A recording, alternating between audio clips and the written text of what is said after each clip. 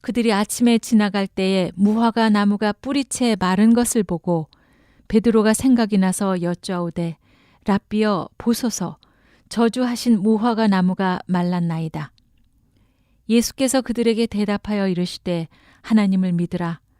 내가 진실로 너희에게 이르노니 누구든지 이 산더러 들리어 바다에 던져지라 하며 그 말하는 것이 이루어질 줄 믿고 마음에 의심하지 아니하면 그대로 되리라. 그러므로 내가 너희에게 말하노니 무엇이든지 기도하고 구하는 것은 받은 줄로 믿으라. 그리하면 너희에게 그대로 되리라. 서서 기도할 때 아무에게나 혐의가 있거든 용서하라. 그리하여야 하늘에 계신 너희 아버지께서도 너희 허물을 사하여 주시리라 하시니라. 그들이 다시 예루살렘에 들어가니라. 예수께서 성전에서 거니실 때에 대제사장들과 서기관들과 장로들이 나와 이르되 무슨 권위로 이런 일을 하느냐? 누가 이런 일 할 권위를 주었느냐? 예수께서 이르시되 나도 한 말을 너희에게 물으리니 대답하라. 그리하면 나도 무슨 권위로 이런 일을 하는지 이르리라. 요한의 세례가 하늘로부터냐 사람으로부터냐? 내게 대답하라. 그들이 서로 의논하여 이르되 만일 하늘로부터라 하면 어찌하여 그를 믿지 아니하느냐 할 것이니 그러면 사람으로부터라 할까 하였으나 모든 사람이 요한을 참 선지자로 여김으로 그들이 백성을 두려워하는지라. 이에 예수께 대답하여 이르되 우리가 알지 못하노라 하니 예수께서 이르시되 나도 무슨 권위로 이런 일을 하는지 너희에게 이르지 아니하리라 하시니라. 할렐루야. 오늘 말씀은 기도응답의 비결, 믿음의 용서라는 제목을 가지고 마가복음 11장 20절부터 33절까지 말씀을 함께 살펴보겠습니다. 예수님께서 무화과 나무를 저주하신 다음날 아침, 그 나무는 뿌리채 말라 있었습니다. 이에 예수님은 제자들에게 하나님을 믿어야 한다고 말씀하십니다. 이는 우리에게 믿음을 향한 도전을 줍니다. 그리고 예수님과 제자들이 예루살렘에 들어간 후에는 종교 지도자들이 예수님의 권위에 대해서 도전했는데 이런 무모함은 오늘날에도 계속되고 있죠. 먼저 20절부터 26절까지의 말씀, 기도에 대한 교훈을 살펴보겠습니다. 하나님의 아들이신 예수님의 말씀에는 신적인 능력이 있었습니다. 20절, 21절, 그들이 아침에 지나갈 때 무화과 나무가 뿌리채 마른 것을 보고 베드로가 생각이 나서 여쭤오되 랍비여 보소서 저주하신 무화과 나무가 말랐나이다. 예수님께서 무화과 나무를 저주하신 대로 무화과 나무가 뿌리채 말라 죽게 되자 베드로가 놀라죠. 그래서 베드로는 예수님께 랍비여 보소서 저주하신 무화과 나무가 말랐나이다 라고 말합니다. 베드로가 커다란 충격을 받은 것으로 보입니다. 그러나 이 사건이 주는 의미는 잘 몰랐던 것 같습니다. 그때 예수님께서 무슨 말씀을 하십니까? 22절, 예수께서 그들에게 대답하여 이르시되 하나님을 믿으라. 예수님께서는 제자들에게 하나님을 믿으라고 말씀하십니다.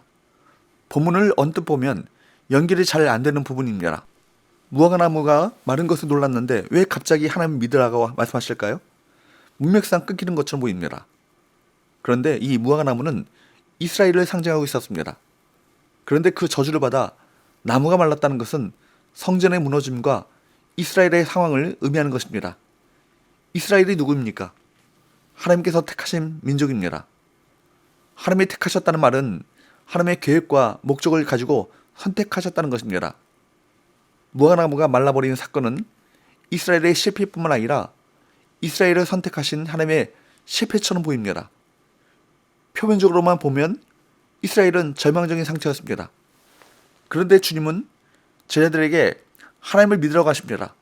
이 말의 깊은 의미는 겉으로는 이스라엘의 실패, 이스라엘을 선택하신 하나님의 실패로 보이지만 하나님에게는 실패가 없다는 것입니다. 그 다음 이어서 나오는 말씀이 중요합니다. 23절, 내가 진실로 너에게 이르노니 누구든지 이 산더러 들려 바다에 던지지라 하며 그 말하는 것이 이루어질 줄 믿고 마음에 의심하지 아니하면 그대로 되리라. 이 구절은 문맥 속에서 이해해야 합니다. 본문의 비유는 일종의 예언적 의미로 말씀하셨습니다. 사실 지금의 상황이면 기대할 것이 아무것도 없습니다. 그야말로 열매 없는 무화과나무 그 자체입니다. 앞으로 절망할 일들이 벌어질 것입니다. 예수님께서 십자가에 매달려 죽으십니다. 그토록 추종하고 따라다녔는데 그분이 십자가에 매달려 힘없이 형제의 이슬로 사라질 것입니다. 인간적인 기대가 사라지고 실패로 이어질 가능성이 높습니다. 제자들은 십자가의 사건 앞에서도 믿음을 보이지 못했습니다. 그러나 하나님에게는 불가능이 없습니다. 도무지 이루어질 것 같지 않은 일들이 이루어질 것입니다. 예루살렘이 멸망당하고 눈으로 보는 성장이 사라져도 그것이 끝이 아닙니다. 하나님께서는 또 다른 일을 행하실 것입니다. 사도행전에 보면 하나님은 새로운 성전을 준비하시는데 예수님의 십자가 부활 사건 이후에 일어난 새로운 공동체, 교회입니다. 120명이 모여서 전심으로 기도했습니다. 그들이 모인 곳이 성전이었습니다. 하나님은 새로운 이스라엘을 일으키신 것입니다. 로마에 의해 성전이 완전히 훼파되고 예루살렘은 함락을 당했지만 하나님의 계획은 실패하지 않으십니다. 하나님은 예루살렘뿐만 아니라 온 세계 열방에 하나님의 성전을 일으키시고 기도하는 집을 세우셨습니다. 신약의 교회는 영적 이스라엘인 것입니다. 망한 것이 아니라 하나님의 계획이 더 강력하게 일어나고 있습니다. 사랑하는 여러분, 믿음이 무엇입니까? 하나님을 의심하지 않고 그분을 온전히 신뢰하는 것입니다. 산더러 들려 바다에 던져지라고 하면 던져질 수 있게 하시는 하나님을 믿습니다. 기적을 믿는 게 아니라 하나님을 믿는 것입니다. 믿음의 초점은 우리 편에서의 강력한 의지와 결단이 아닌 것입니다. 대상에 대한 절대적인 신뢰인 것입니다. 예수님께서는 믿음의 주제를 기도로 옮기고 있습니다. 24절, 그러므로 내가 너에게 말하노니 무엇이든지 기도하고 구하는 것은 받은 줄로 믿으라. 그리하면 너에게 그대로 되리라. 주님은 제자들에게 기도를 강조하십니다. 믿음은 기도를 통해서 확인되기 때문입니다. 기도는 주술행위 같은 것이 아닙니다. 기도는 믿음의 구체적인 행동인 것입니다. 그래서 믿음의 기도는 하나님의 능력을 가져오게 합니다. 마가는 이미 앞서 자주 기도의 중요성을 강조했습니다. 열매 맺는 삶에는 기도가 따라야 합니다. 삶의 열매들은 기도를 통해서 일어납니다. 하나님을 믿는다면 기도해야 할 것입니다. 믿음과 기도는 함께 가는 것입니다. 기적은 기도를 통해서 일어납니다. 믿음의 기도는 상황을 바꿔놓습니다. 그런데 기도에서 또 하나 중요한 것이 있습니다. 바로 하나님의 뜻입니다.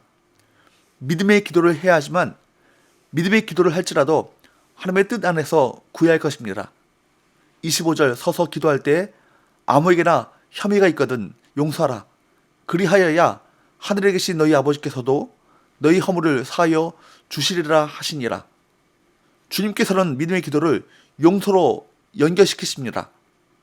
우리는 기도하는 가운데 누군가와 등진 일이 생각나면 즉시 그를 용서해야 합니다. 우리가 그 사람의 허물을 용서하면 하나님도 우리의 허물을 용서해 주십니다. 그러므로 용서는 나를 위해서 하는 것입니다. 용서하면 내가 자유로워집니다. 용서가 응답의 중요한 조건이 된다는 사실을 기억하시길 바랍니다. 미움과 불안한 마음으로는 하나님이 받으시는 기도를 드릴 수 없고 하나님의 긍휼을 얻을 수 없기 때문입니다. 성도의 능력은 기도의 능력으로 나타납니다. 27절부터 33절까지 말씀은 권위에 대한 논쟁입니다. 예수님이 거룩한 분노를 발하시며 성전을 정화하신 사건은 대제사장들의 권위를 실추시켰습니다. 그래서 어떤 일이 벌어집니까? 27절, 28절 그들이 다시 예루살렘에 들어가니라. 예수께서 성전에서 거니실 때 대제사장들과 서기관들과 장로들이 나와 이르되 무슨 권위로 이런 일을 하느냐? 누가 이런 일을 할 권위를 주었느냐?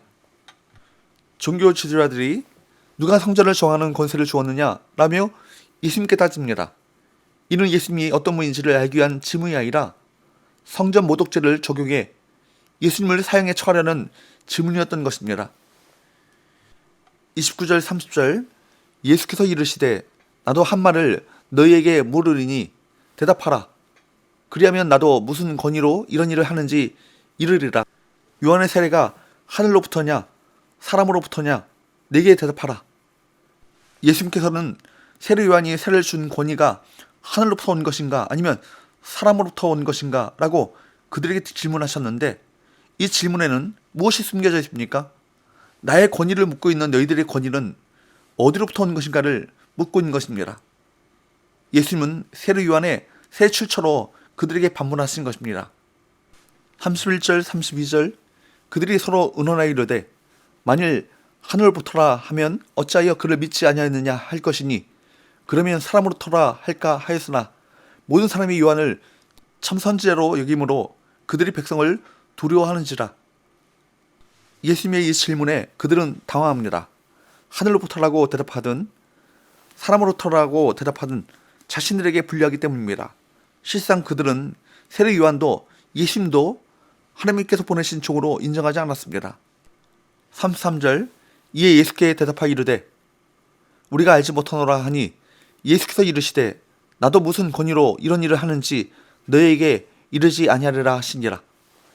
그들의 비양심적 침묵에 예수님께서도 지롭게 답변을 거절하시며 그들의 입을 막으셨습니다. 지금도 많은 사람이 예수님의 권위에 도전하며 예수님을 믿는 우리에게 예수님을 향한 반감과 미움을 쏟아놓습니다. 예수님의 제자도 예수님처럼 권위에 대한 도전에 직면합니다. 그때 세상이 너희를 미워하면 너희보다 먼저 나를 미워한 줄 알라. 요한복음 15장 18절 예수님의 말씀을 기억하며 사람들의 끊임없는 도전에 당당하게 응하시길 바랍니다. 예수님이 가르쳐 주신 믿음을 향한 도전은 계속되어야 합니다. 그리고 예수님의 권위에 도전하는 일들은 우리에 대한 반감과 박해로 계속 이어질 것입니다. 우리는 이와 같은 끝없는 도전 속에서 전능하신 하나님께 믿음의 기도를 드리며 어떤 환난이 있더라도 고난과 죽음의 길을 걸어가신 예수님의 발자취를 끝까지 따라가야 할 것입니다. 기도합시다. 주님, 많은 기도 제목들을 쏟아내면서도 제 기도를 들으시는 하나님의 마음에 제 삶이 합당한지 돌아보지 못했습니다. 의심과 염려를 버리고 먼저 용서를 실천하게 하여 주옵소서. 기도를 통해 제 생각과 능력을 뛰어넘는 하나님의 능력을 경험하고 다른 삶에게 간증하게 하여 주옵소서. 예수님의 주님과 시 이름으로 기도하옵나이다. 아멘.